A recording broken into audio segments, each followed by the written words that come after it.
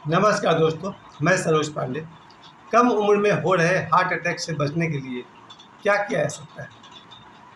अभी 2-4 दिन पहले जो झारखंड में जो घटना घटी, इसमें पुलिस की दौड़ में जिन विद्यार्थियों ने हिस्सा लिया उनमें से 10 की मृत्यु हो गई, वो भी हार्ट अटैक से। और 100 से अधिक विद्यार्थी या 100 विद्यार्थी बेहोश हो गए।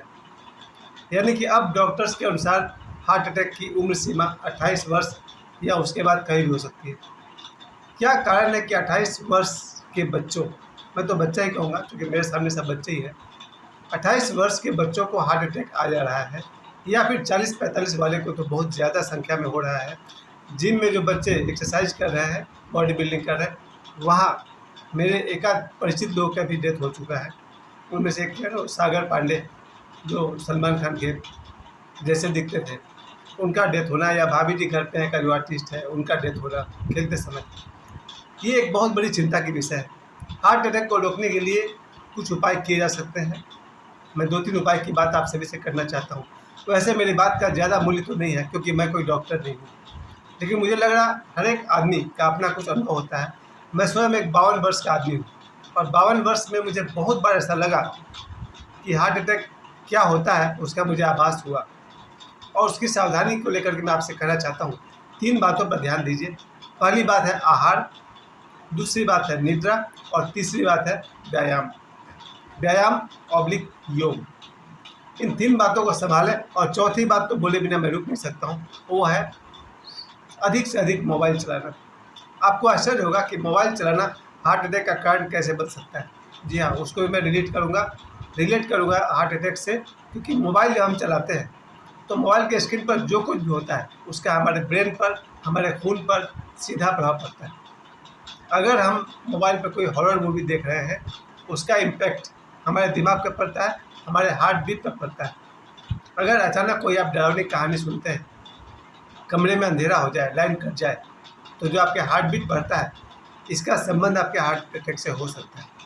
इसलिए मोबाइल वाली बात मैं अंत में कहूँगा, लेकिन सबसे पहले मैं कहूँगा हार्ट अटैक, जो कि मेरे लिए, मैं बचपन से मुझे याद आता है कि आज से 40-50 साल पहले हार्ट अटैक बहुत ज़्यादा कॉमन नहीं था। पूरे गांव में मुझे लगता है एक आदमी को आया था 1980 के आसपास में। वो 25-30 साल के नौजवान थे।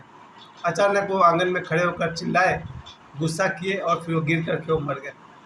इसके अलावा मैं पाथरडी मोहन बिहार में जहाँ रहता हूँ, वहाँ भी एक पुरानी घटना सुनने को मिलती है कि यहाँ कोई व्यक्ति किसी ऑटो वाले को किराया देते समय 1 रुपये के लिए बकझक हो गया। वो आदमी ज़ोर ज़ोर से चिल्लाए और फिर उनको हार्ट अटैक आ गया, उनकी मृत्यु हो गई। यानी कि कहीं न कहीं हाइपर टेंशन का संबंध हार्ट अटैक से आ रहा है। मैंने अपने जीवन में इस बात को महसूस किया है कि अगर कोई आदमी ज़ोर से गुस्से में चिल्लाए, तो खतरा ये है कि उसे हार्ट अटैक आ सकता है। सबसे पहले मैंने आपसे कहा कि आहार पर ध्यान दीजिए। मैं स्वयं एक लालची आदमी हूँ, भोजन के मामले में लोभी आदमी हूँ, और मैंने बहुत प्रयास किया कि आहार जहाँ तक हो सके शुद्ध हो और कम मात्रा में हो। मेरा यहाँ आशय शुद्ध होने से शाकाहार से, ज़्यादा मैं नहीं बोलूँगा, 1-2 लाइन बोलूँगा, क्योंकि शाकाहार भोजन में कम से कम हिस्सा है। हम पेड़ पौधों का प्रोडक्ट लेते हैं, ट्री प्लांट्स, इनके प्रोडक्ट्स को लेते हैं, चावल, दाल, गेहूँ, सब्जी, यहाँ तक कि दूध भी उसमें अलाउ किया जाता है। तो पहले तो मैं कहूँगा आहार जो है आपका शुद्ध हो, और हमारी आवश्यकता से आधा भोजन करना चाहिए। अगर आप कोई पहलवान नहीं है, अगर आप कोई किसी के बॉडीगार्ड नहीं है, अगर आपको कोई वैसा कोई मजबूरी नहीं है, कोई आपका प्रोफेसर नहीं है, तो आपका भोजन आपकी आवश्यकता से आधा होना चाहिए। ये मैं जीवन में कभी नहीं कर पाया, लेकिन मैं रोज़ प्रयास करता हूँ कि अगर मैं 4 रोटी खा सकता हूँ तो 2 खाऊँगा, और अगर 3 खा सकता हूँ तो भी 2 खाऊँगा। यानी आपका भोजन बार-बार हो चलेगा, लेकिन एक बार में अधिक भोजन नहीं करना चाहिए, क्योंकि भोजन करने से हमारे पूरे शरीर पर, और वैसे भी हार्ट का काम है खून को साफ़ करना। खून का जो मूवमेंट है वो हार्ट के पास है। तो मेरी पहली विनती आप सभी से है, हार्ट अटैक को रोकने का पहला प्रयास आप यहीं से शुरू करें। अपने भोजन को शुद्ध करें और कम मात्रा में भोजन करें, कभी कोई नुकसान नहीं होगा। मैं बहुत कम की बात नहीं कर रहा हूँ, लेकिन कम की बात कर रहा हूँ, क्योंकि मेरे लिए भी चिंता का विषय है। मैं स्वयं 52 ईयर्स का हूँ, और अगर बच्चे 25 साल, 28 साल, 30 साल, 35 साल में हार्ट अटैक से मरने लगे, तो ये बड़ी चिंता की बात है। कोई बच्चा घर से निकला, उसकी मृत्यु हो जाए, धूप बहुत लग रहा हो, उसे चक्कर आए, गिरे और मर जाए। और ऐसी घटना तो बहुत इस साल तो बहुत ज़्यादा देखने को मिली है।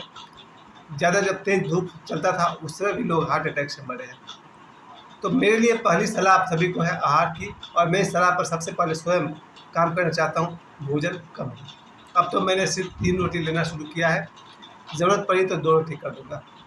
लेकिन मेरे लिए लंबी ज़िंदगी ईश्वर का आशीर्वाद है, वरदान है, मेरे माता-पिता की तपस्या का फल है। मेरे शरीर पर मेरा नहीं, मेरे माता-पिता का अधिकार है, धरती माँ का अधिकार है, उनकी देन है।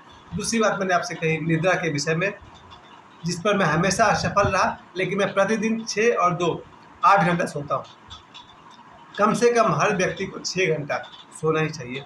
यानी अगर मैं रात को 12 बजे सोया हूँ तो 6 बजे ही जगने वाला हूँ, उससे पहले नहीं। 11 बजे सोया हूँ तो 5 बजे के आसपास। और दिन में भी मुझे मौका, क्योंकि मैं ज़्यादा काम तो करता हूँ नहीं, मैं दिन में भी 1-2 घंटे सो लेता हूँ। आप सभी से मैं कहूँगा कि अपने नींद पर ध्यान दीजिए, और नींद 6 घंटा से कम नहीं होनी चाहिए। आप सभी रात को अगर कोई काम ना हो 10:30-11 बजे तक सो जाइए, सुबह 5 बजे जगिए। अगर आपकी निद्रा संतुलित है, आपके शरीर के भीतर के सभी अंग, ब्रेन हो या हार्ट हो या लीवर हो या किडनी हो, सभी अंग ठीक से काम करेंगे, और किसी भी अंग पर प्रेशर पड़ने का प्रभाव हार्ट अटैक पर पड़ सकता है। अगर आपके दिमाग पर जोर पड़ा तो भी हार्ट अटैक हो सकता है। आपको कोई भी बीमारी पकड़े, कब्ज पकड़े, पेट में गैस बने, गैस अटैक करे, हम समझते हैं गैस अटैक करता है और मामला हार्ट अटैक का हो जाता है। तो मेरी दूसरी राय है आप सभी को, अगर कोई ज़रूरी काम आप नहीं कर रहे हैं तो 11 बजे तक सो जाइए, और कोशिश करिए 6 घंटा सोने की, आपको अच्छी नींद मिले। अगर और जब भी हम लोग सोते हैं तो हमारे शरीर में ऊर्जा का संचय होता है और निर्माण भी होता है।